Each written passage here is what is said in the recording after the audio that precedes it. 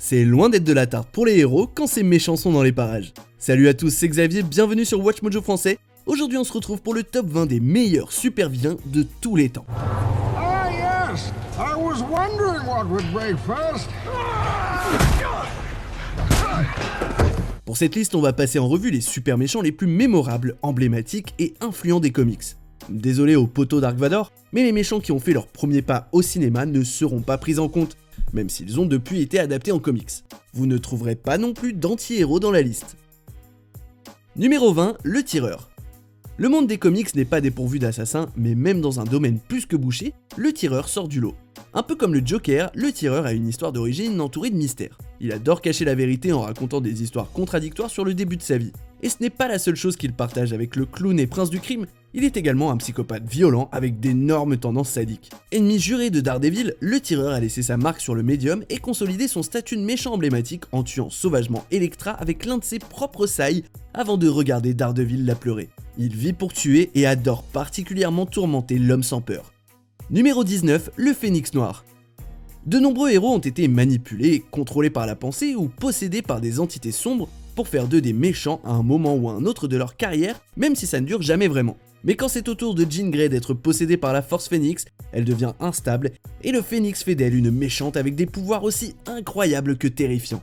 La jeune femme est restée dans cet état pendant un long moment dans la saga culte du Phénix Noir. À cet état hyper puissant et volatile, Jean Grey s'est rendue responsable de la mort de milliards de personnes en consommant une étoile. Bien sûr, l'intérêt du personnage est son combat interne entre Jean Grey et la force qui veut la corrompre. Sous cette enveloppe de super méchante, il y a toujours notre héroïne adorée. Numéro 18, Ozymandias. C'est lui qui tire les ficelles de l'un des meilleurs romans graphiques de tous les temps. Ce qui fait d'Adrian Veidt un si bon méchant, c'est qu'il croit vraiment que ce qu'il fait va rendre service à tout le monde. Doté d'une intelligence hors norme, Ozymandias est surnommé l'homme le plus intelligent du monde dans sa réalité, et malheureusement, ce titre lui est monté à la tête. Il a orchestré la mort de millions de gens pour amener la paix sur Terre. Certains philosophes utilitariens pourront tenter de le défendre, comme quoi il a agi pour le bien collectif, mais celles et ceux d'entre vous qui ont une once d'humanité s'accorderont à dire que ses actes font de lui l'un des plus grands méchants des comics. Adrian, we know everything. Then what's there to discuss, Dan? Plenty. You killed Comedian. May he rest in peace. Numéro 17, Brainiac. Quand un héros est aussi puissant que l'homme d'acier, les méchants en face se doivent d'être tout aussi forts. Et bah avec Brainiac, Superman s'est trouvé un copain de baston à l'origine d'une décennie de conflits aux enjeux élevés. Contrairement à Adrian Veidt, Brainiac est froid et calculateur, et son intellect très avancé lui permet de se détacher des désirs et besoins des êtres qu'il estime inférieurs à lui. Toujours un gros égo, c'est méchant. Le type a une grande soif de connaissances, et il l'épanche en collectionnant les civilisations sous forme de cités rétrécies. Quant au reste de la planète, en général, il le détruit. Pourquoi ? Parce que la connaissance c'est le pouvoir, et Brainiac n'aime pas partager. Numéro 16, Sinestro. Autrefois, Tal Sinestro de Korugar était considéré comme le porteur d'anneau le plus fort des Green Lantern. Mais l'absence d'activité criminelle dans son secteur en a fait un héros de trop, et c'est pour cette raison qu'on lui a demandé de former les nouvelles recrues, comme Hal Jordan. Puis, on a découvert que Sinestro utilisait sa remarquable volonté pour maintenir la paix sur Korugar par la tyrannie. Après un procès et un emprisonnement, Sinestro a réussi à renaître de ses cendres et il a fondé les Yellow Lanterns qui puisent leur pouvoir dans la peur plutôt que la volonté. Il cherche toujours à faire régner l'ordre et pense qu'il agit pour le bien de tous, mais ses méthodes sont purement maléfiques. Numéro 15, le Caïd. Les pages de Marvel et DC ne sont pas dépourvues de génie du crime. Get the chopper ready. I won't be long. Mais même en passant en revue l'histoire du médium et même en prenant en compte les criminels tels que Black Mask et le Pingouin, le Caïd tire son épingle du jeu. Il a laissé sa marque sur Daredevil, mais aussi sur Spider-Man ou le Punisher. S'il s'agit d'un crime et qu'il a lieu à New York, vous pouvez parier que le Caïd en est à l'origine. Et sinon, ces hommes de main viendront rectifier le tir de toute manière, avec des intérêts en plus. Quoique sans super pouvoir, son diabolisme en fait un maître du crime et il est capable de surpasser les meilleurs et d'encaisser les coups. Numéro 14, Doomsday. Pourquoi faire des plans élaborés et des complots perfides quand on est une machine à tuer quasi invincible ?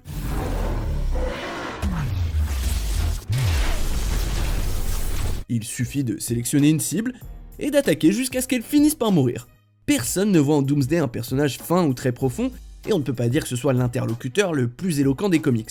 Mais quand ce monstre kryptonien a écrasé la Ligue des Justiciers à lui tout seul, ça a éveillé l'intérêt des lecteurs. et sa consécration, c'est clairement d'avoir réussi à tuer l'homme d'acier. Doomsday est alors devenu un pilier de l'histoire des comics. Créature simple conçue pour être un parfait chasseur, quasi indestructible, plein de rage et destiné à détruire, Doomsday est un pur monstre et un méchant sans rédemption. Numéro 13, Apocalypse. Les gens disent souvent que les X-Men jouent un peu dans leur coin dans l'univers Marvel. D'accord, leurs aventures croisent parfois des justiciers plus conventionnels, mais ils sont tout de même plus isolés par rapport aux autres. Et dans la sphère des X-Men, il existe peu de méchants aussi forts qu'Apocalypse, un mutant ancien. En-Sabah-Nur est né en Égypte antique, où sa tribu de nomades l'a élevé selon le credo « tuer pour ne pas être tué ». Quelques milliers d'années et plusieurs régénérations plus tard, Apocalypse est toujours motivé par les mêmes valeurs. Dans l'ère moderne, il voit les mutants comme la race supérieure et n'hésite pas à tuer les humains qu'il pense inférieurs. Asleep, trapped in darkness.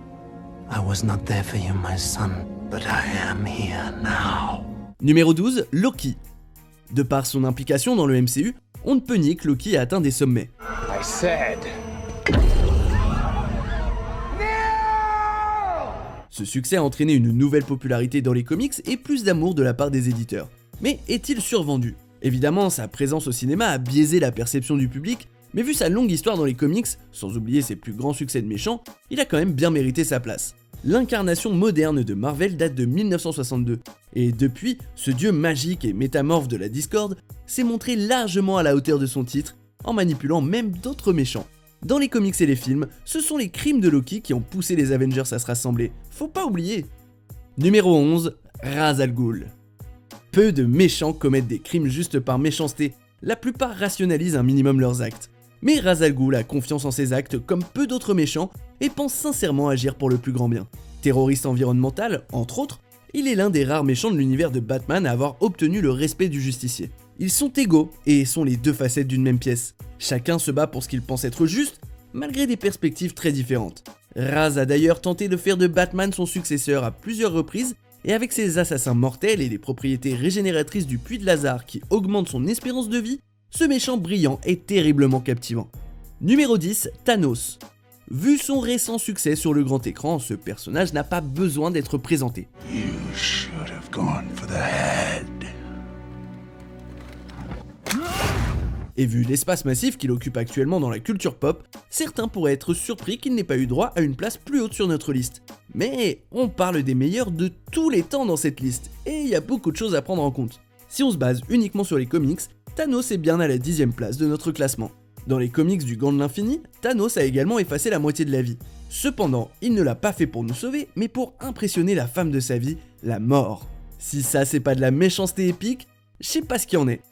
Numéro 9, Venom. Je sais, je vous ai dit pas d'anti-héros et j'en vois déjà certains d'entre vous écrire leur mécontentement dans les commentaires.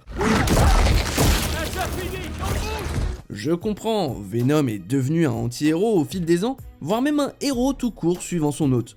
Mais au début, Venom était un vrai super vilain, tel que Spider-Man en avait jamais vu avant. Il est physiquement très fort, partage certains des pouvoirs de Spidey et il est très effrayant. Et pour celles et ceux qui pensent que Venom a perdu de sa superbe en devenant un anti-héros, la violence de Venom lorsqu'il est le symbiote de McGargan confirme complètement son statut de méchant. Numéro 8, Bane. Cet homme gonflé aux stéroïdes avec un masque de luchador a physiquement tout ce qui constitue un homme de main. Pourtant, dès son premier arc narratif, le personnage de Bane est rapidement montré comme la plus grande menace que Batman ait jamais eu à affronter. Stratège rusé, combattant sauvage et leader né, Bane a brisé Batman, d'abord psychologiquement, en le noyant sous une marée d'activités criminelles après avoir libéré tous les autres de l'asile d'Arkham, puis physiquement en lui brisant le dos. Il arrive également à découvrir l'identité secrète de Batman sans trop d'efforts, et montre ainsi que ses qualités de détective sont égales à celles de Bruce Wayne. Batman arrive en général à surmonter tous les obstacles, mais Bane ne semble avoir été conçu pour battre le Chevalier Noir. Oh, your buddy! Numéro 7, Dr Octopus. Un personnage avec un nom, des couleurs et une coiffure similaire à ce type ne devrait avoir aucune chance d'arriver sur le top 20 des plus grands super vilains de tous les temps. Mais vu tout ce qui ne va pas chez Doc Ock, son succès n'en est que plus impressionnant, vous trouvez pas ? Ce méchant docteur est un scientifique doté d'une grande intelligence et d'une profonde connaissance dans plusieurs domaines. C'est lui qui a formé les Sinistres 6 et lui qui a tabassé Spider-Man lors de leur première rencontre, à tel point que notre héros a envisagé de démissionner de son rôle de justicier. Il a presque tué la chatte noire et a piqué le corps de Peter. Du coup, il est validé par la street. We'll do it here. The power of the sun in the palm of my hand. Numéro 6, Darkseid. On ne l'a pas encore vu au grand écran, mais Darkseid n'a pas besoin d'une adaptation pour attirer les regards. Ce méchant a déjà gagné sa place au panthéon des méchants légendaires de comics. Enfin bon, pour les néophytes, la meilleure façon de le décrire est la suivante. Il s'agit de l'équivalent de Thanos chez DC. D'ailleurs, Darkseid est arrivé 2 ans avant le Titan Fou. Sa soif de pouvoir dépasse de loin tous les autres méchants de DC, puisqu'il cherche à gouverner tout ce qui existe, ni plus ni moins. Et contrairement à la plupart des personnages de son calibre, il a une intelligence digne de ce nom. Ce méchant presque divin a toute une armée derrière lui, et il s'agit du boss final pour la Ligue des Justiciers. Numéro 5, Lex Luthor. C'est remarquable. Superman est un dieu vivant, et il a affronté des méchants tout aussi puissants les uns que les autres. Pourtant, son plus grand ennemi reste un humain mortel. Armé uniquement de son intelligence, de son sens des affaires et de son influence politique, et oui, à l'occasion d'une armure géniale, Luthor prouve qu'il n'y a rien de plus dangereux qu'un humain vengeur. Lex s'est donné pour mission de tuer Superman et il a failli le faire à plus d'une occasion. Si les héros savent qu'il est délétère, son attitude philanthrope a réussi à gagner le cœur du peuple et ça le rend 2 fois plus dangereux. Et puis, il est chauve, ce qui lui fait gagner des places automatiquement. Numéro 4, Norman Osborn alias le Bouffon Vert. Il s'agit du seul personnage de notre liste à être identifié à la fois par son nom civil et son pseudo de méchant.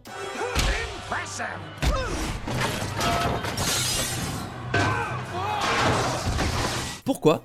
Tout simplement parce que c'est le Bouffon Vert qui est devenu le plus grand ennemi de Spider-Man, surtout après avoir tué Gwen Stacy, mais c'est Norman Osborn qui a souvent attaqué les héros les années suivantes. C'est cette dualité culte qui fait de ce personnage un méchant si intéressant.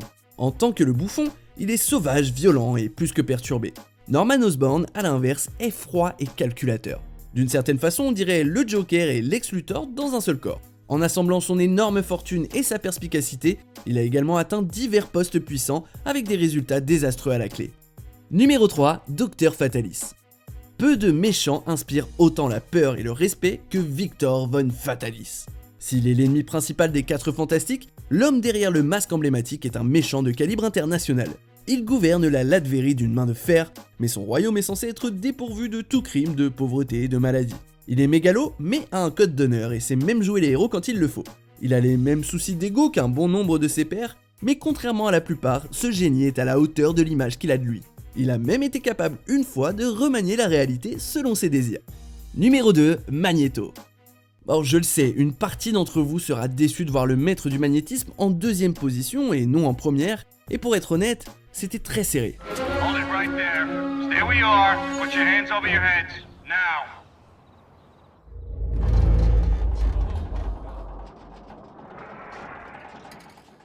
Max Eisenhardt, également connu sous le nom d'Eric Magnus Lencher, est tout à fait conscient des horreurs dont sont capables les humains mus par la haine et la peur. Après tout, il a survécu à l'Holocauste.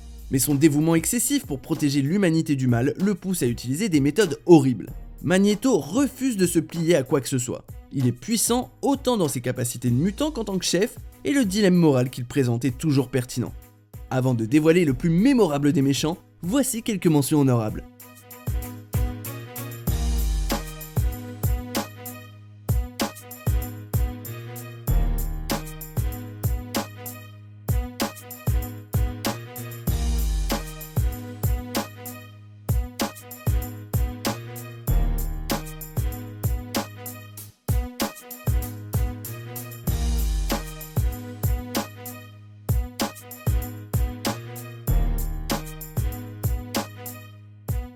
C'est bientôt la fin, j'en profite juste pour vous rappeler que nous publions de nouvelles vidéos chaque jour et que vous pouvez vous abonner et activer la petite cloche pour ne pas les rater.